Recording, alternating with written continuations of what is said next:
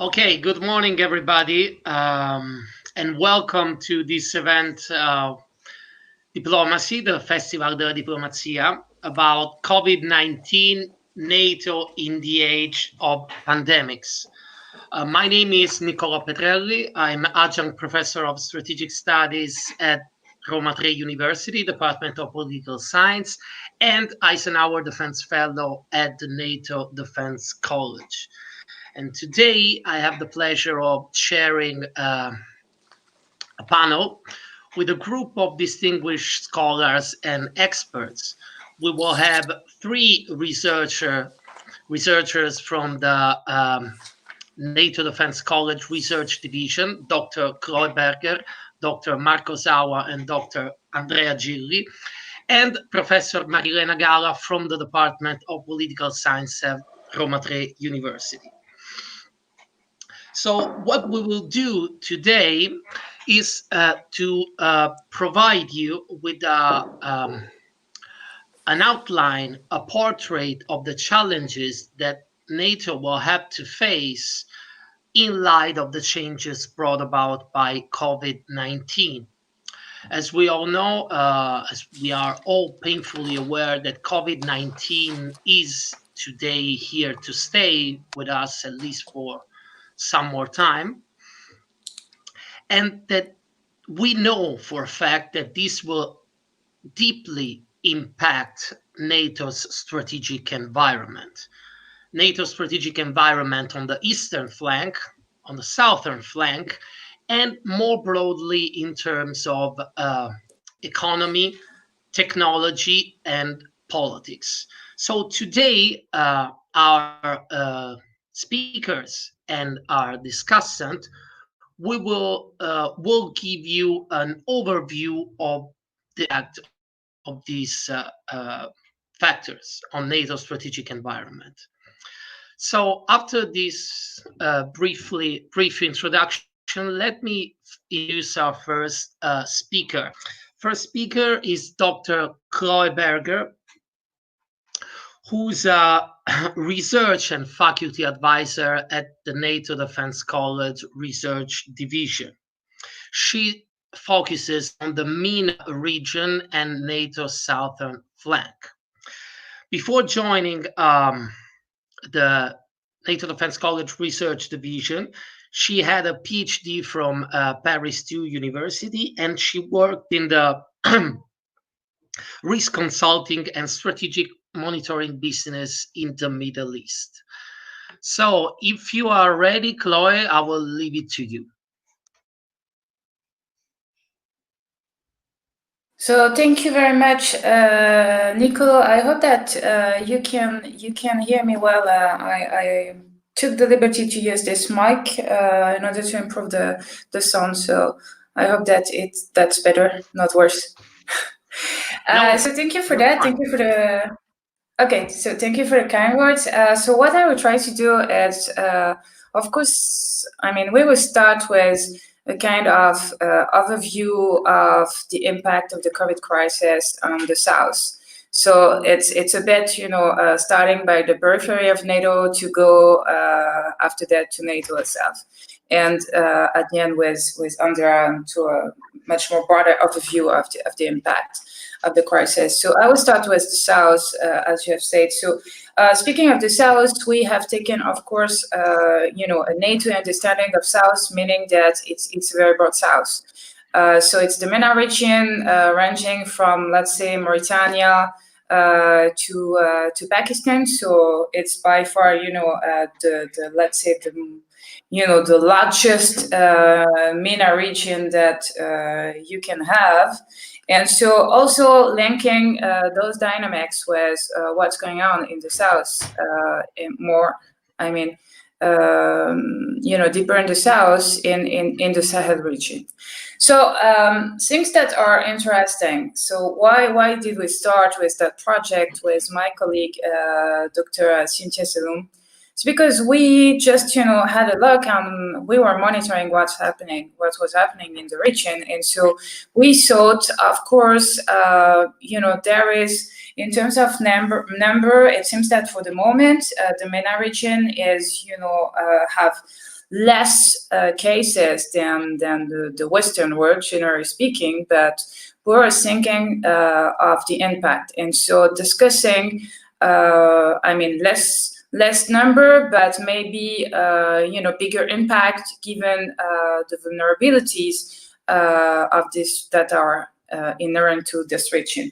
So I would like, first of all, to discuss some vulnerabilities, and after to try to explain why we should all be very much concerned about what is happening in our southern periphery, because this health crisis could turn eventually into a serious security crisis that at a point NATO will have to deal with. So what are the factors that make the South, especially vulnerable to such crises? First of all, fragility of healthcare systems, consequences of war. You have a huge set of, instability situations that have deep root causes linked to socioeconomic imbalances, environmental reasons, and so forth and so on. And so at the moment, the COVID crisis is another kind of accelerator, or, kind of multiplier factor. So for the moment, if the South seems to be, to resist a little bit better than the rest of the world to this crisis, this should not be, the kind of granted situation. And so we should really consider very carefully what could happen in case we have a strong second wave also in the South. So I will show you that there are different situations because the region is very actually diverse. You have huge heterogeneity when it comes to, socioeconomic situations, but also, let's say, stability or instability in terms of, models of governance. So all this, of course, has an impact on the capability of these countries to deal with the crisis. And so I will try in a second time to show you that, of course, according to the vulnerabilities, we need, or this region requires different, answers. So what are the basic, vulnerabilities? So as I've mentioned before, we have huge differences. And so already a region that is very much at risk, is plagued by a continuous instability that is linked to socioeconomic imbalances, poverty, corruption, conflicts, so situation of war. You have a large number of internally displaced people, refugees, but also migrants, and so all this is linked also to criminal activities. You have unequal access to public facilities. A lot of also discrepancies in terms of basic services provided to the population. So looking at that, today we have, in comparison to the world situation, so we are speaking of a region where you have actually 2,300,000, cases. So of course you can say that, the region is slightly doing better than the rest of the world, but of course this needs to be, read or analyzed according to the strengths and the weaknesses of the region. So you have, of course, great contrast in terms of what are the capacity for virus detection, so material, equipment, and also qualified personnel. The ability of the countries to produce personal protective equipment. So this is a general, comment that applies to the world world, but in the context of the region, it's very critical. So the means to enforce confinement and isolation measures. So when you have these situation of wars, or you have regions where there is huge, let's say, density in terms of populations in the cities, this is very difficult, to enforce confinement. So also, what are the resources of these countries to buy applies on international markets, you have a lot of countries in the region that have kind of restrictions to access the international market, being because they are not really integrated into the international markets, or because they have some restrictions in terms of embargo enforced on the country. So this is also something that we need to take into consideration when we discuss what is the ability of this country to provide tests, mask, respiratory systems, but also vaccines in the future. So there is more, generally speaking, when we speak purely at war situations. So what is the ability of NGOs, but also international organizations, to reach isolated populations or populations that live, in a conflict zone, like in Afghanistan, Yemen, Syria, Libya, name it. It could be also the Palestinian territories. In these countries, of course, you have also the fact that even though the figures, they are not so important, we can also doubt on to which degree they are reliable. Look at the figures provided by Syria or Libya, and you can wonder to which extent this is really accurate.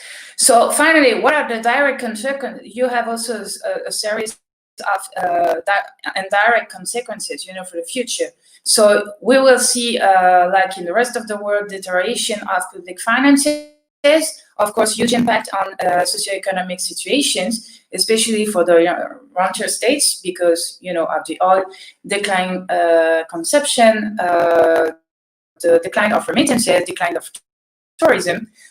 So this implies a higher risk in terms of social unrest. So what would be the capability of these countries that are already, most of the time at risk for legitimacy problems to deal with this dissatisfaction without resorting to violence?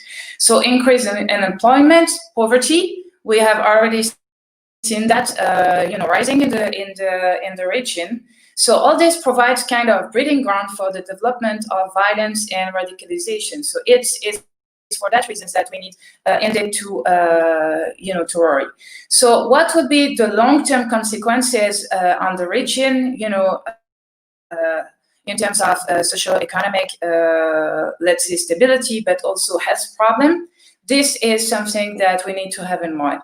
Direct impact on security, and things that is much of concern for NATO. It's the capability of these countries, to defend and to keep, undertaking their own security problems. So, of course, COVID has an impact on the capabilities, defense capabilities, armed forces, operational readiness. We have seen that in our countries. So also it's the case in the south. So defense infrastructures like energy, communication, logistics, and transport, they are at risk. We have seen that on a certain extent we had a situation where we have more chance to see ceasefire or truce, but at the same time this provides other opportunities to non-state armed groups to actually take benefit of let's say the shaken armed forces, or the places where you have a withdrawal, or we have seen countries, international forces being reduced in terms of number.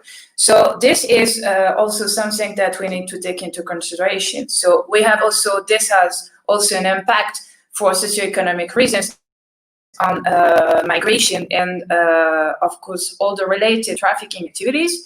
So this is just factors piling up on the top of each other. And so finally, something that is of utmost importance for NATO is the fact that all this have provided new opportunities for countries like China or even Russia to step in, because these countries in the region, they felt that they had huge need in terms of support. Europe and America, they were already busy with their own problems. We have seen that, and so they were looking for other sources in terms of technical support, supplies of equipment, but also political support and financial support. And so the Gulf countries, they were not able anymore to provide this support. So even though they are traditionally, the ones that are helping their neighbors and international donors, they have also their limitations given the international situation. So this provides actually very interesting opportunities for challenging countries or competitors in the region to, strengthen their influence locally, and especially for China and Russia. And so this is also something that we have seen in NATO, and it's indeed a matter of concern. But my colleague Mark will come back to this point in a minute. As for the solutions that could be implemented, I guess that we'll have plenty of time to discuss that in the second part during the Q&A. So I don't want to take too much time discussing that. But of course, there are three main lines of efforts. First of all, deterring direct challenges in terms of security for the alliance. So we are mainly here speaking of the security of the Med. Beyond that, we have possibility options for supporting our neighbors, our partners, regarding building their resilience capabilities, but also in terms of emergency relief capacity. So these are mainly, the three areas where I can see a role for NATO and NATO countries to support the southern partners. And with that, I will stop, and I thank you for your attention. Okay, thank you, Chloe. Great concluding point, as it is perfect for leaving the floor to our next speaker, Dr. Mark Ozawa. Mark is a senior researcher at the NATO Defense College. His research examines the geopolitics of energy and NATO-Russian relations. Mark has a PhD from Cambridge University and has had teaching research position at the University of Cambridge and Yale University, among others. So, Mark, if you're ready, over to you. Yeah, okay. Thanks, Nicolas, and appreciate the invitation to take part in the panel discussion today. But before I begin, I just want to mention that these are my own views, and they're not official NATO positions or don't represent the positions of the NATO Defense College, and that way it will hopefully be more interesting. That being said, I was going to start to talk about a little context in which the developments in disinformation, misinformation took place during the pandemic. But I think I'll come back to that if I have enough time at the end. I want to go directly to the main points of the chapter in the edited volume that we put out in the spring. I went over the main findings over the weekend, and I was pleased to to realize that that they still hold. So I think our analysis was forward-looking enough, even in all of the uncertainties. So what I laid out in the chapter was what was going on in terms of Russian disinformation and basically propaganda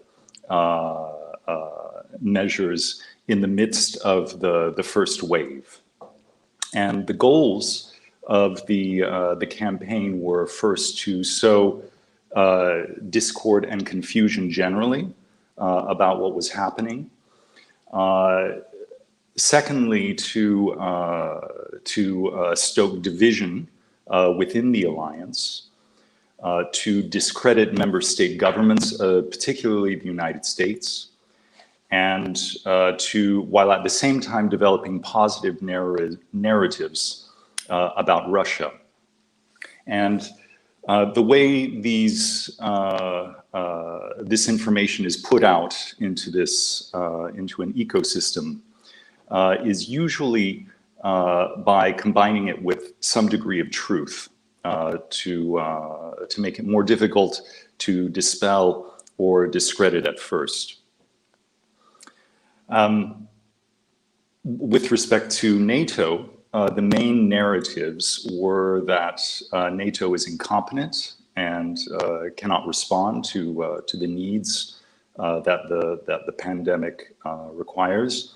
That NATO is provoking Russia by continuing to do and conduct military exercises on the eastern flank.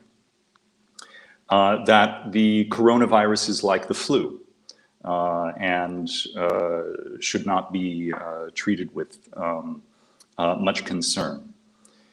And then the fourth group is sort of a category of what I would call the conspiracies, that the coronavirus was developed by either the US or China or a combination of both, and that somehow Bill Gates was involved in the development and deployment of the coronavirus.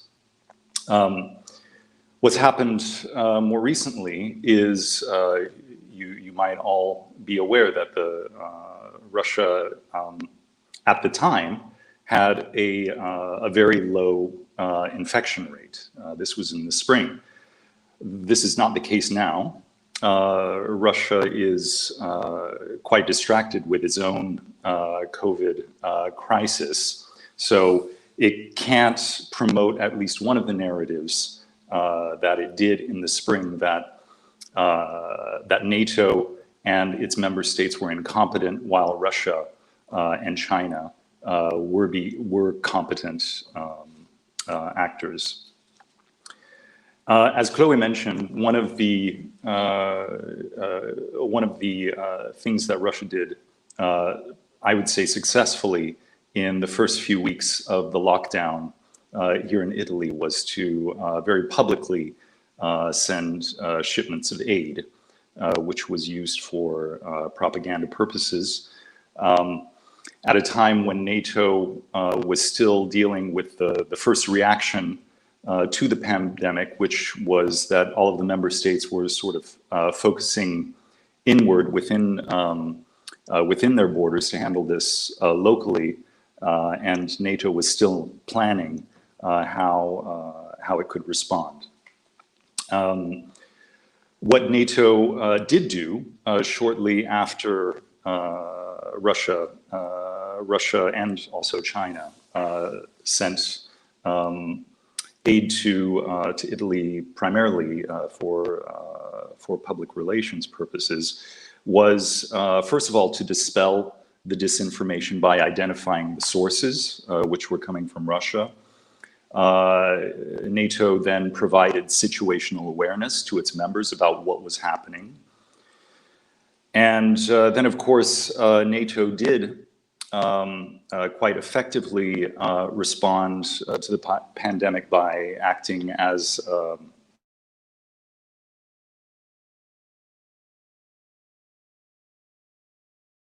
a center.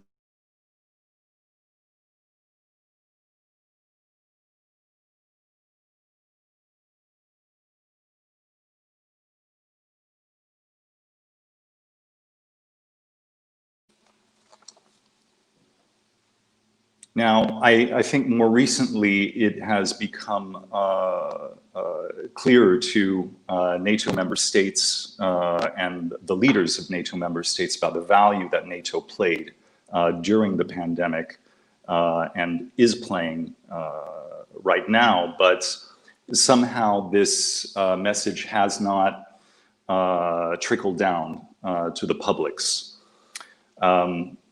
The lessons from this experience, as I laid out in the chapter, and a few lessons that I would add on in addition to that, is that setting the record straight, which NATO, I think, has done, is important, but early responsiveness is also very important. So in the future, This is something that NATO needs to should be able to act upon quickly. NATO has tremendous value in times of pandemics.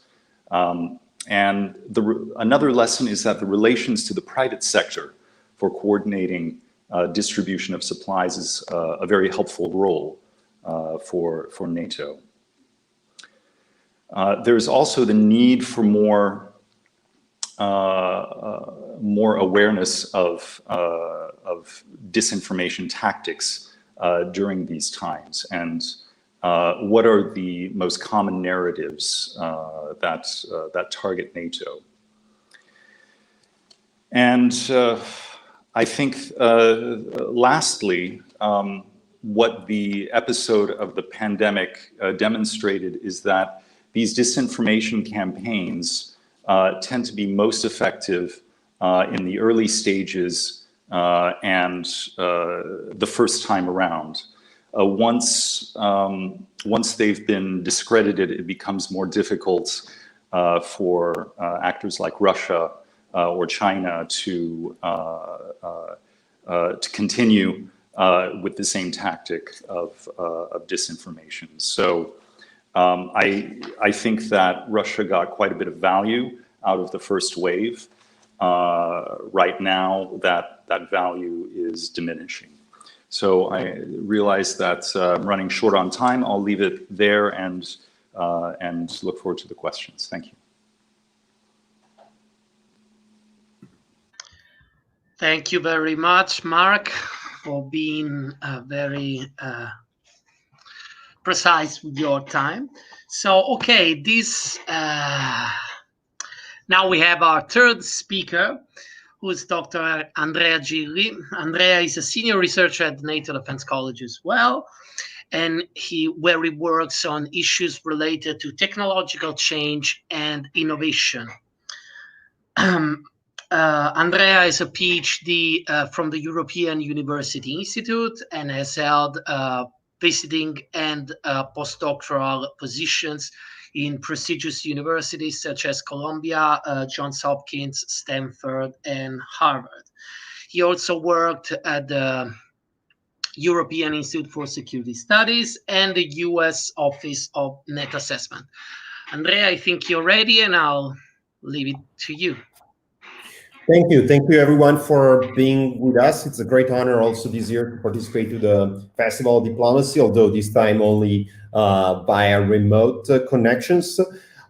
Basically, the chapter I wrote in this volume we published is called Microparasites in the Age of Business. And I really put down the key ideas early in the pandemics, around the second half of March, in which I tried to reason what was the implication, which were the strategic consequences of the pandemics, broadly speaking, not only concerning defense and security, but the society as a whole. So I call it Microparasites and the Age of Business because I basically identify 5 main consequences of the pandemics on war politics. That is, big choices, big divide, big tech, big state, and big retrenchment. So I'm going basically to discuss each of them in a sequence, and I look forward for questions and comments later on.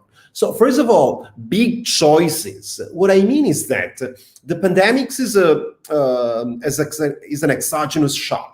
As an exogenous shock means it's something that, with some exceptions, could not really be predicted, and for which, in general, was difficult to prepare for. Some countries were more prepared than some others, but nobody really thought ahead of such an event. Why is that important? This is important because politics is generally strongly path dependent.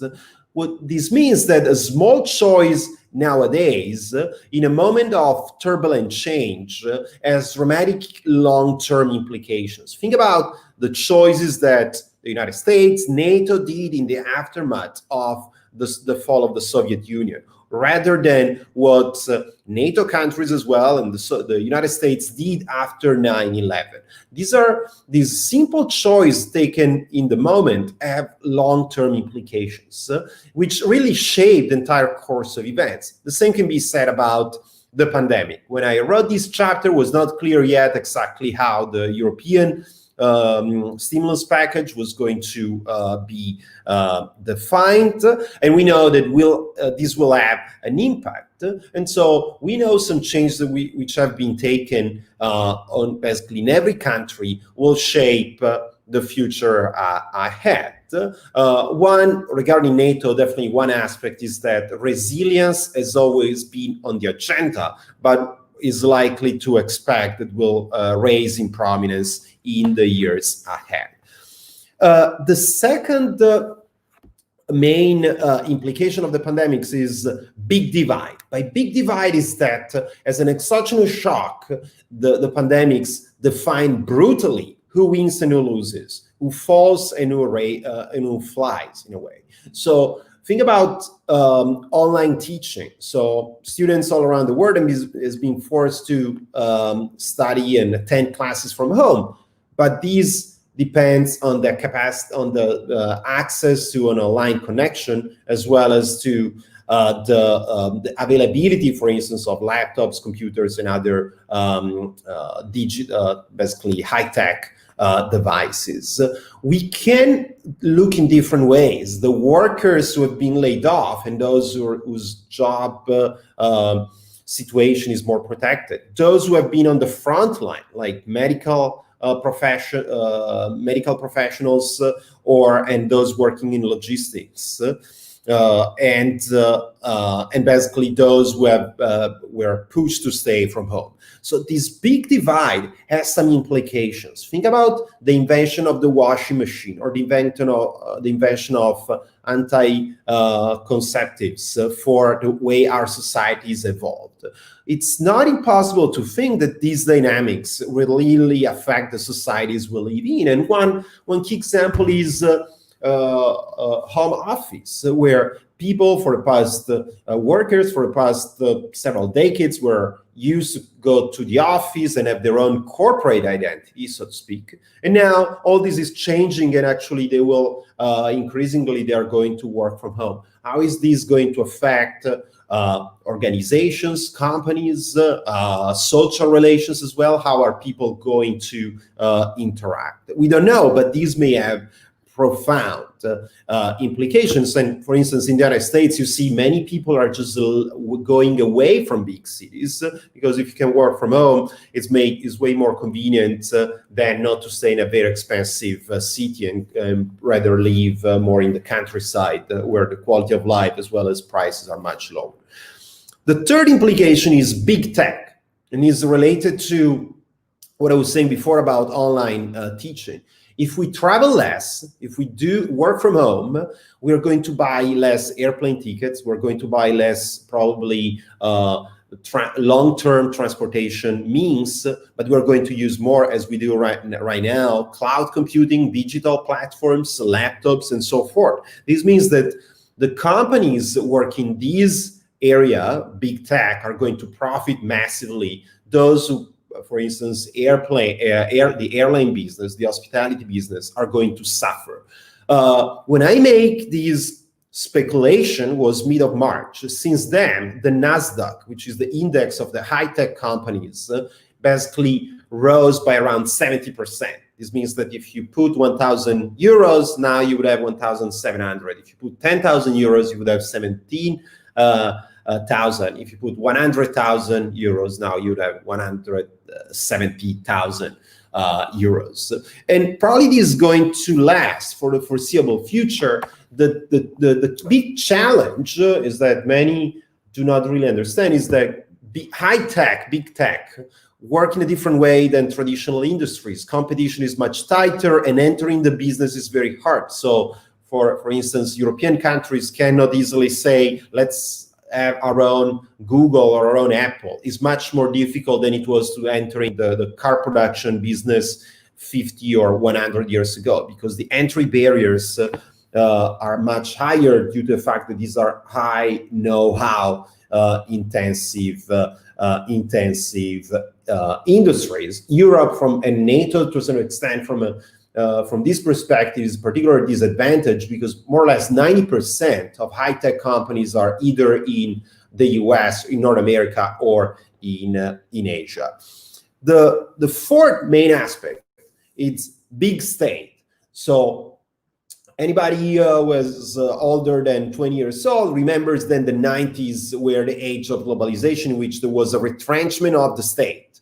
Well, with the pandemics and the dramatic increase in public debt, we'll have the role of governments will grow. Because the debt is just growing very high. Also, the cost of debt is very low, so the incentive not to increase debt is lower. And this may also have implications for world politics in general, because the international politics is about states, and if states have a stronger role in their the domestic economy of their own countries, these play a significant role. And there is extensive literature looking at finance, corporate financing, and international politics. The last but not least implication which I see for the pandemics is the big retrenchment. And is somehow related to what I've been discussing so far, although to a broader level. So if states are going to be bigger at home, public debt is going to be bigger. A big divide at home, so more inequality to a certain extent, different types of inequality, economic, social inequality, because some people can keep living in a way and some others cannot, obviously will force countries to look more inward. So there will be less opportunity to try to shade the world. There were already some trends that especially Western countries were retrenching from the world states for different reasons, but there at least it's possible that this trend will continue. So Chloe and Mark, to some extent, were speaking about the Middle East, Eastern Europe, and it's not unlikely that some countries may be less interested in stepping into the Middle East in the years ahead because of the domestic economic and social problems brought about by the pandemics. I didn't mention before, but think about social unrest, which the pandemics is going to cause because of its economic consequences. As countries have to basically stabilize their domestic societies, they may have to take some harsh choices and have a less prominent role. So to conclude, what is going to happen?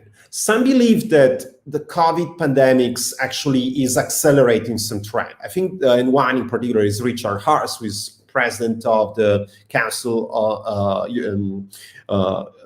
Foreign Relations in the United States. I think he's wrong because exogenous shocks has different type of effects. Sometimes they accelerate trends, some other times they slow down trends, sometimes they revert them. So we cannot really predict. What we can know is that we may have to think to a different world in the near future. In my chapter, I noticed that Henry Kissinger recently wrote that the pandemic is really changing everything. But if you look at his book, Diplomacy, the word pandemics or virus does not appear a single time. And he wrote a book which covered European history for 500 years, and when pandemics really had a much bigger role than nowadays. But, and this is crucial because and that's something our profession, meaning scholars, have not really looked too much. If you look at the Roman Empire, you look at Europe basically during its entire history after the Roman Empire, you look at Asia, you see how expansion and retrenchment of empires or states was significant, as well as economic growth or decline, was significantly impacted by the pandemics. And this is probably an aspect we underestimate and is going to play a role in the years ahead. And so with these, I close and I give back the floor to the chair and the discussant, and look forward for comments or questions. Okay, thank you very much, Andrea. And as you said, let's now move to the discussion. And let me first introduce our discussant for the day, who is Professor Marilena Gara, a colleague of mine in the Department of Political Science at Roma Tre University. Marilena is Associate Professor of History of International Relations, and at the department she teaches courses on international security and history of nuclear power. Marilena has a PhD from the University of Florence under Professor Ennio Di Nolfo, and she's a specialist and an expert on arms control, transatlantic relations, and the Cold War in general. She's been twice public policy scholar at the Wilson Center, the Woodrow Wilson Center in Washington, D.C. And let me say also that she's a pillar of the nuclear history bootcamp that we co-organize every year with the Wilson Center. Okay, Marilena, I think you're ready. Over to you for the discussion. Thank you very much, Niccolò. You exaggerated about me being a pillar. Okay. Can you now? Can you hear me now? Okay, thank you. I was just saying that thank you very much for your introduction, but I'm not a pillar at all in a boot camp. But anyway, let's move to the discussion. First of all, let me thank you, the organizers, for inviting me to participate in this very interesting panel. It's crucial to reflect nowadays about NATO, the role of NATO, and what we can expect will happen in the future, because we are in a era of deep transformations. And so we have, as scholars, I think that we have the responsibility to try at least to reflect on possible outcomes in times, dire times like those we are just living in today. I would like to, first of all, to make a sort of general comment on NATO and the different aspects that each of you was highlighting. And the general comment before, asking a few questions, one at least for each of you. In terms of general consideration, I had the opportunity and the privilege to read during the weekend your different chapters on the book you published this last spring. And what is striking me in a way is the fact that the United States is not at the forefront in all of your chapters, which is, totally understandable, just because the focus of your reflections is NATO, is not the United States. Still, we cannot just ignore or disregard the importance that the United States has always had in shaping, in molding NATO as a cooperative, deeply, I would say, cooperative alliance, especially since the 1960s. This is at least my assessment. And now what we see is this national dimension, which has become so crucial at the international level, starting with the United States. So national and nationalist, I would say. So with the United States emphasizing the fact that America first. Now, this kind of approach, this kind of attitude towards the alliance cannot just happen without any consequences for the alliance. So the fact that I was just trying to find, and I managed to, a survey which was conducted in April in Italy. It was a survey about perception of different big powers in Europe and outside of Europe. And for the majority of Italians, we are talking about April, let me say it again. For the majority of Italians, China was the closest friend at that time. So the mask diplomacy was working very well. But what is very interesting as well is the fact that Germany was considered the enemy. So, I mean, all the discussion about the possible obstacle or the likely obstacle to receive funds from the European Union was, of course, the reason why for most of Italians that was Germany represented the enemy. But for what concerns the United States, 16% of Italians, I mean, the Italians involved in the survey, of course, but was considered were representative of the Italian population, consider the United States a potential enemy. So, and this goes also in the direction of what Dr. Ozawa was saying before. So the fact that probably NATO as an organization has not been so effective in its own public diplomacy. So no message delivered in the sense of the effectiveness of NATO in helping out its own members. So just emphasizing the importance of the national dimension, I think leads us also to take into account the fact that whenever you emphasize, whenever you give importance to the national dimension, almost automatically the cooperation and the cooperative and collaboration dimension is downplayed to some extent. But in this sense, and this is a question that I'd like to ask to all of you, don't you think that as happened during the 1960s, when the perception of security was deeply changing because of what was going on through the Iron Curtain with this policy of rapprochement towards the Eastern Europe, so the sense of epochal changes at that time because of detente and because of the dialogue across the Iron Curtain.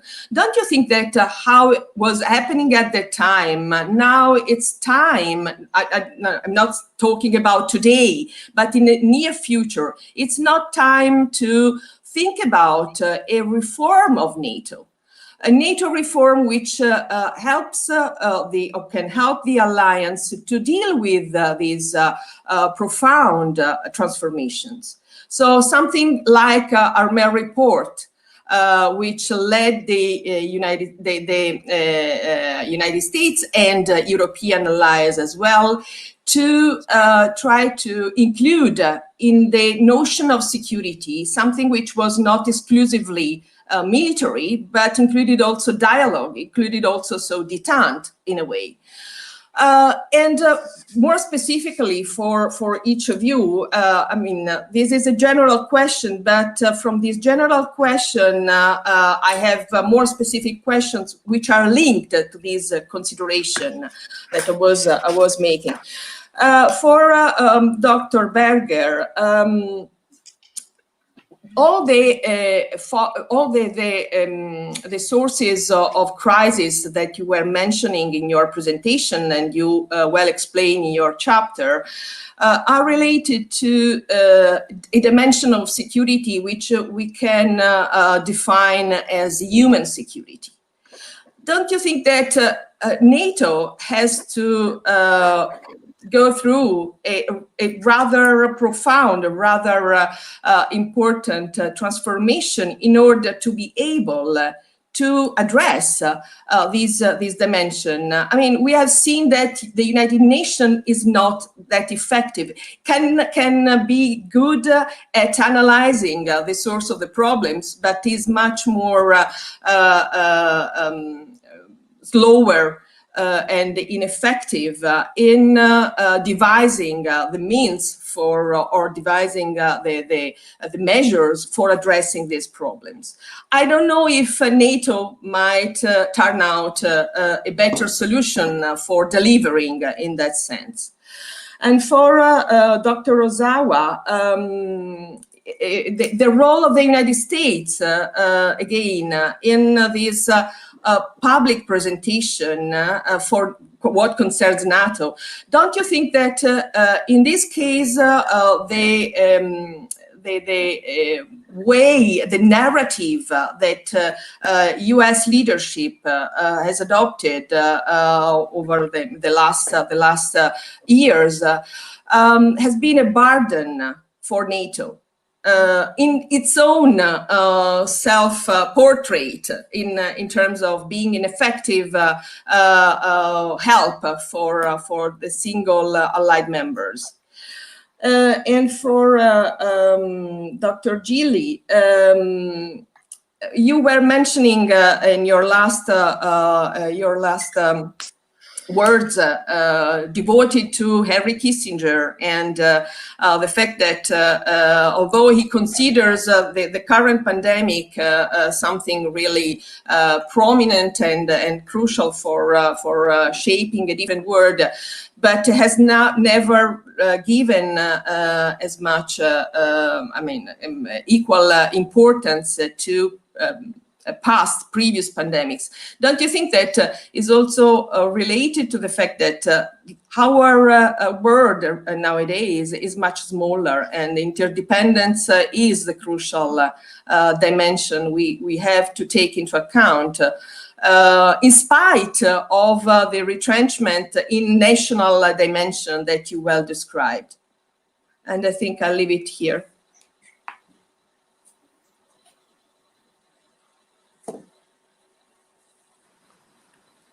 Thank you very much, Manuela, for your comments. And yes, just if I can abuse the privilege of chairing this panel to add a further point. I think that one of the last points made by Andrea, the fact that there is this very popular notion that the pandemic is accelerating trends. This is very interesting because actually, generally speaking, I didn't reflect very thoughtfully on this, but Andrea's point that the pandemic is accelerating, slowing down and reverting trends at the same time sounded very interesting to me. If I can, I would like to ask all of you to elaborate a little bit on this point, even potentially disagreeing with this, say, no, this is my view completely different. So, Zoe, I would start with you. Okay, thank you very much to you, Professor Geller, for your questions. Thank you, Nicolo, for complimenting on that. So actually, I fully agree with you, ma'am, that NATO needs probably to review its understanding of security. I would say that it's probably something that is already that has already started having the the SecGen, the NAC, then the security, the SecGen initiating this reflection about NATO 2030.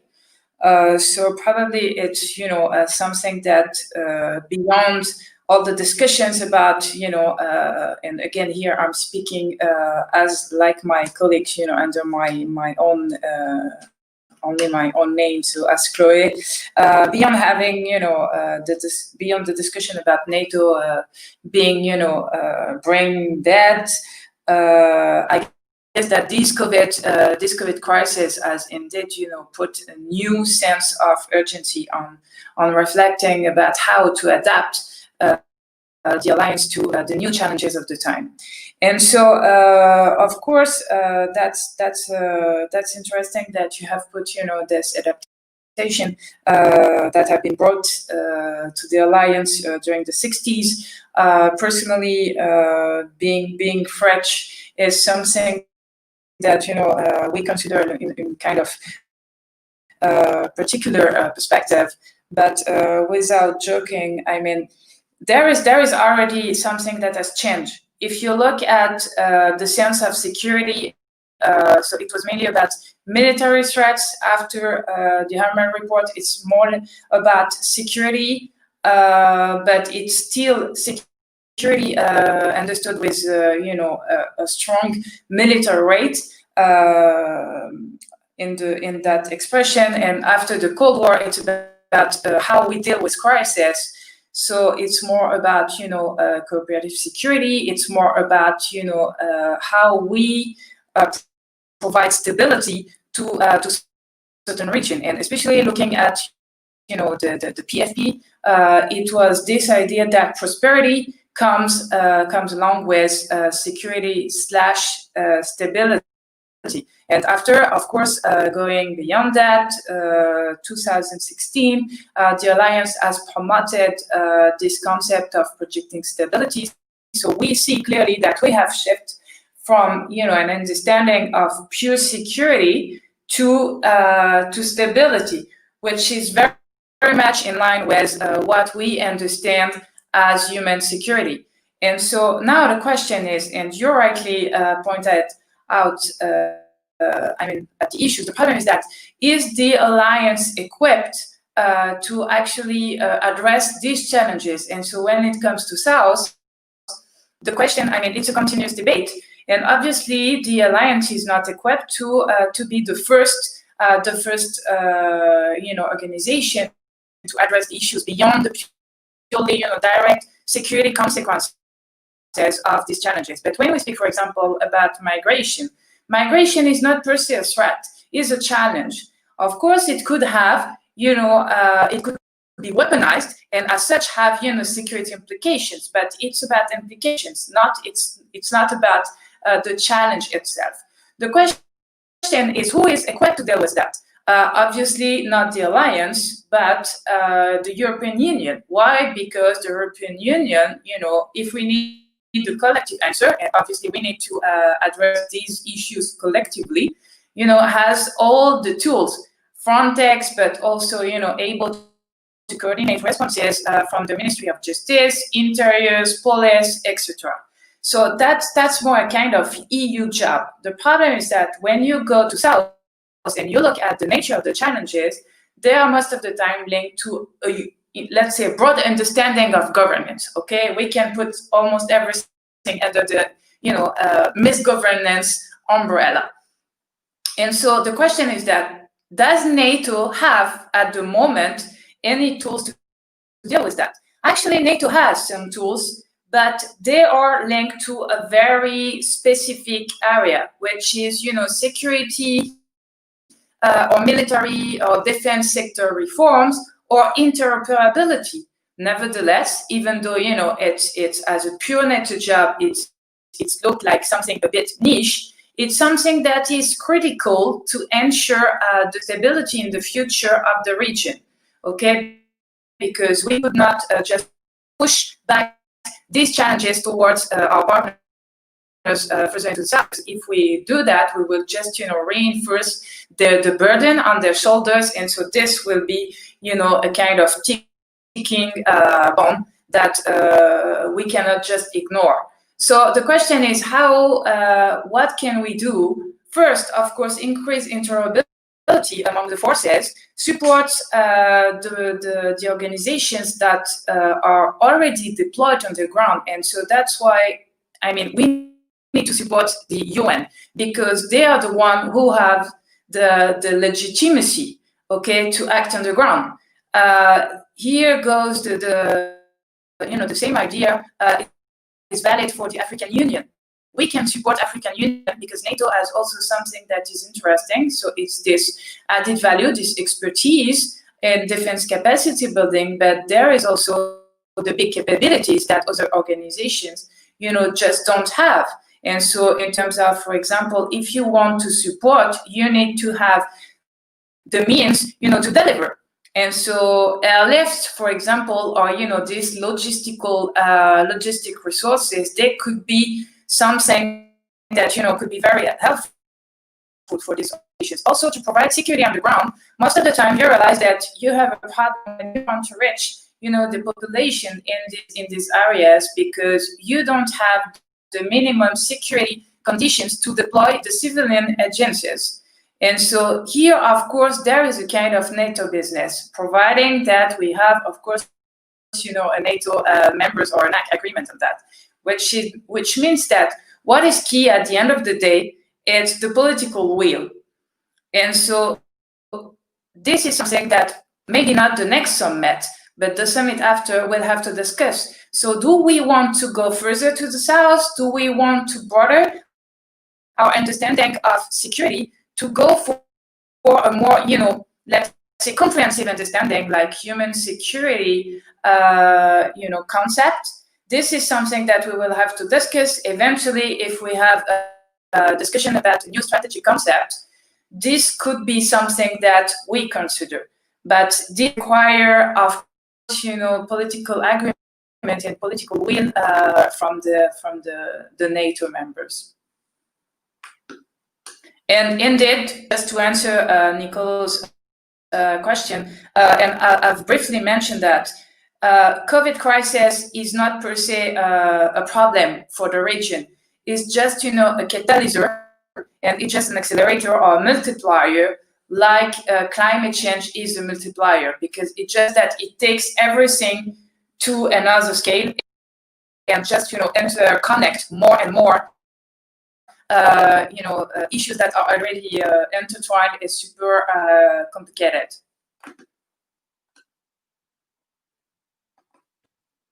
Okay, thank you very much, Chloe.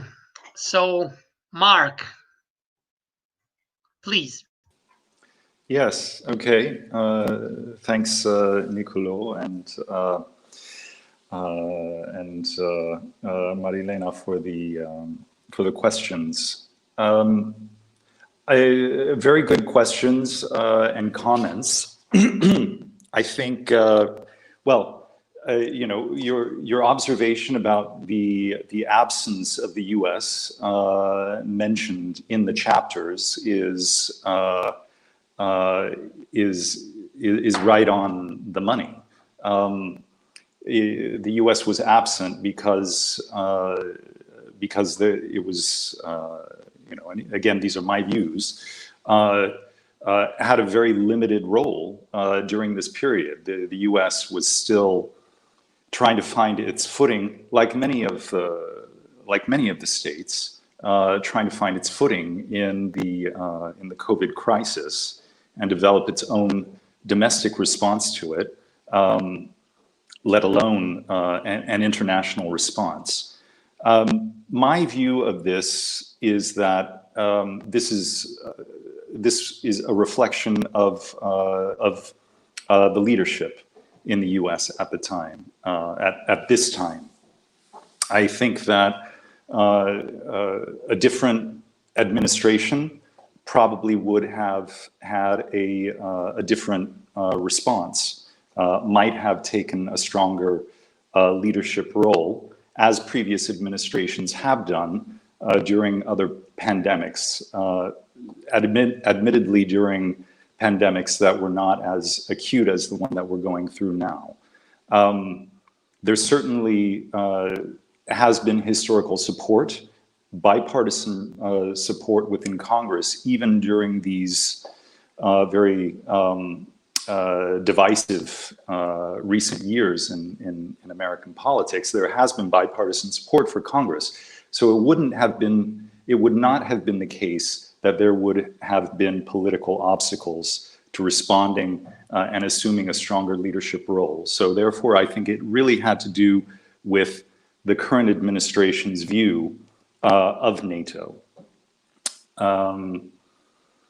I think the question about whether you mentioned the 1960s and this shift from sort of high tension in the Cold War in the early 1960s, you know, best illustrated, I think, by the Cuban Missile Crisis, and then this transition to détente and the role of NATO with the devising of the Harmel Report and the introduction of the dialogue strategy to defense and deterrence. I think that was a very interesting period. It's still it's something that I've been looking to for lessons and parallels in what we're going through right now.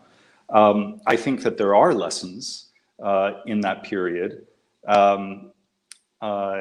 but I still have not identified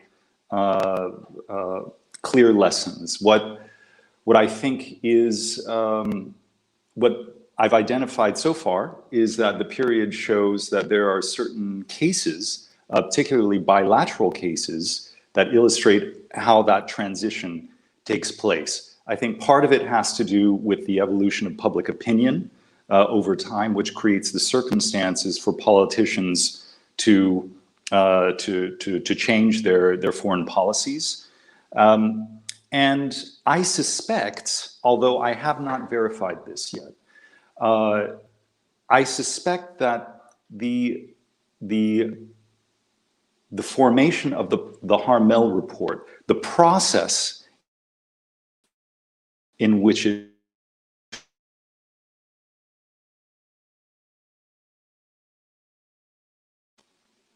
I was disconnected there for a moment, reinforce the bonds and the cohesion within the alliance. I've come across this in historical descriptions of the process that took place.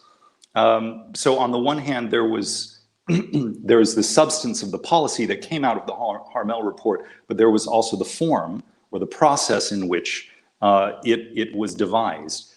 Chloe mentioned that NATO is currently undergoing this reflection process initiated by the Secretary General, broadly defined as NATO 2030.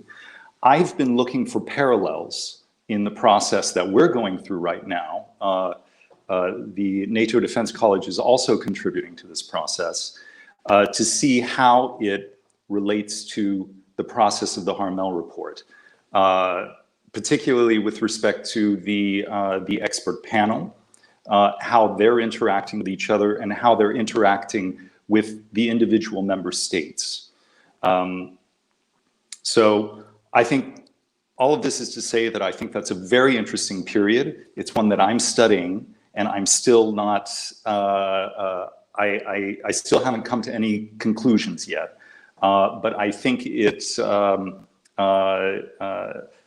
it will take perhaps some interviews and speaking with some people who are retired from NATO to understand what happened during that period to get their perspective, which doesn't come out of the official documents.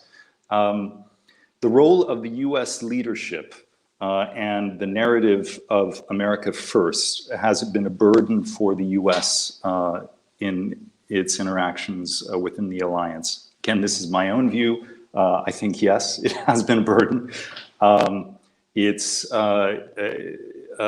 has been, you know, America First could easily incorporate a US leadership role, a more active role within the alliance. It depends on how you define what constitutes benefits for the US.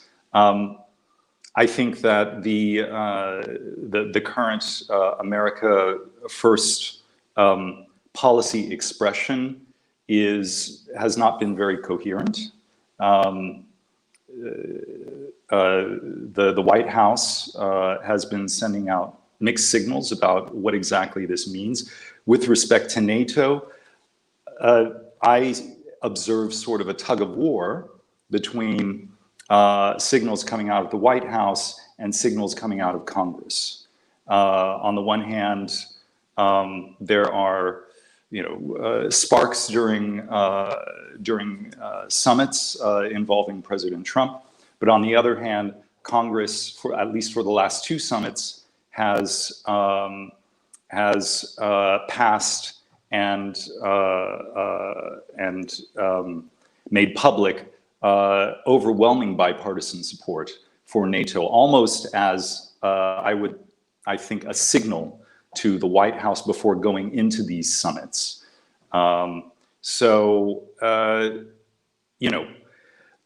Has the U.S. done itself any favors in implementing America First? My short-term view, still being inside this episode of history, is that no. But I think historians will have a better view. We may even have a better view next year on what has happened over the last 4 years. And leading into Nicolo's question about the pandemic operating as either as an accelerator, as Richard Haas, or I think Kissinger has also characterized it that way, or has it been, as Andrea pointed out, sort of a shaper and impactor of empires, not clearly a role of an accelerator or not. I think that it's still too early to say, but what may have come out in my comments is that I think over the course of our analysis of the pandemic and our analysis of the last few years of interactions within the alliance, I think that we have not spent enough time recognizing human agency and the importance of leadership. I think that things could very easily change next year if there is a change of leadership in some particular NATO member states. We could see a very different role for NATO, and there could be clear leadership, or there could be this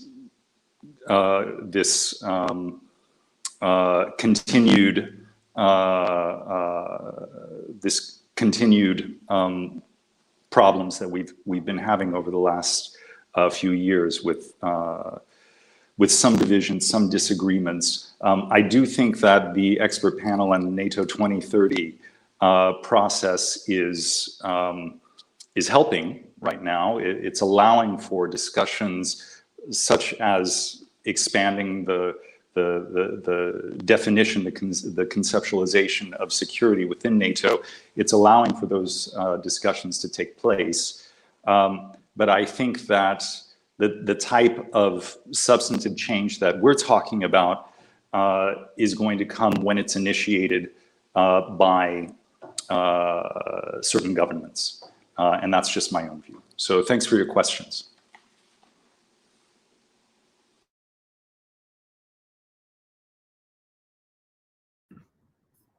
So I guess it's my turn.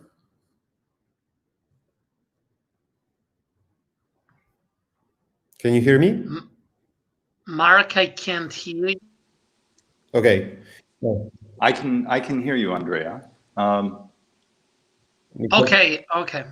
Okay, but Nicola, we cannot hear you very well. So I answer some of the comments and questions which were posed. So the comment about Kissinger, who basically overviewed 500 years of political history, never mentioned pandemics, and now says that pandemics are really going to reshape the future. So your comment is that we live in a much more interdependent world, and this could explain, and that's yes, but on our side, we have also medicine, modern technology, and in fact, if you think the Black Death killed 1/3 of the population in Europe in the 14th century, and thankfully, this is not happening yet. Mine was obviously a sarcastic comment. I mean, Kissinger has written a lot of interesting things. I'm just generally skeptical about over-exaggerating current dynamics for the foreseeable future. Although, as I mentioned, I think the pandemics may have important implications. And with these, I relate to Nicolo's comment, which basically picked up the very end of my presentation, in which I basically said that sometimes external shocks accelerate, sometimes halt, and some other times revert. There are a few examples which come to mind based obviously on what I was saying before. The role of big tech, the growth of emerging disruptive technologies have been discussed massively before the pandemics, but it could be that actually the pandemic would further accelerate the reliance of technology, because it's the easiest way to keep us safe, to keep us distant, but at the same time without affecting productivity or traditional business or professional relations.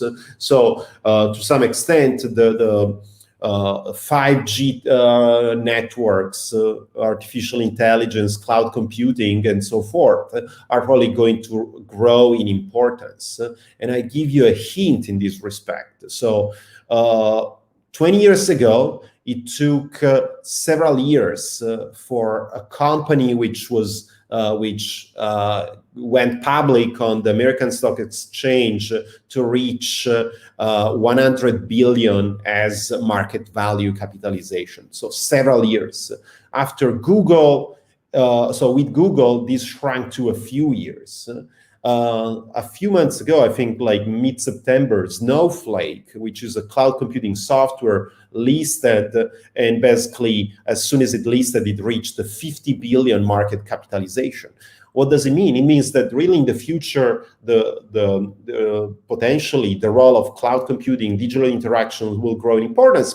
And obviously, this means also from a security perspective that cybersecurity, cyber defense will be more important. I mean, if we put all our data in digital platforms, all our professional, personal conversation occur through digital means, we basically are more vulnerable. We expose ourselves to much more attacks. And so this means that companies, countries, organizations will have to spend more on cybersecurity. I read yesterday that Facebook spends more on cybersecurity than what it was its total income when it first went public on the stock exchange. We talk about billions of euros per year. So that's one aspect where the pandemic is accelerating. On others, it's probably reverting. I mean, we don't know yet, but the entire discussion about globalization and whether we are observing a decoupling or not is a case in which maybe really the future China won't be integrated in the global economy as it has been so far. Maybe things, and we don't know, but it's possible as a trend where things would be reverted. Some other things which could be halted, and I'm just raising the issue, I'm not saying this is going to happen, is for instance, processes of regional integration. No, according to some, and it's open to debate, like the European Union integration process could actually slow down because the shock is so strong that although there are several strong pressures to integrate further, there are also equally strong pressures to slow down, and the end result could be a halt, could be basically like a ceasefire, a diplomatic ceasefire. And the negotiation we saw last summer of the recovery fund, in a way, highlight some of these dynamics. So I don't want to monopolize the conversation. This was just quick responses. I give back the floor to our esteemed chair and to continue the conversation. Thank you.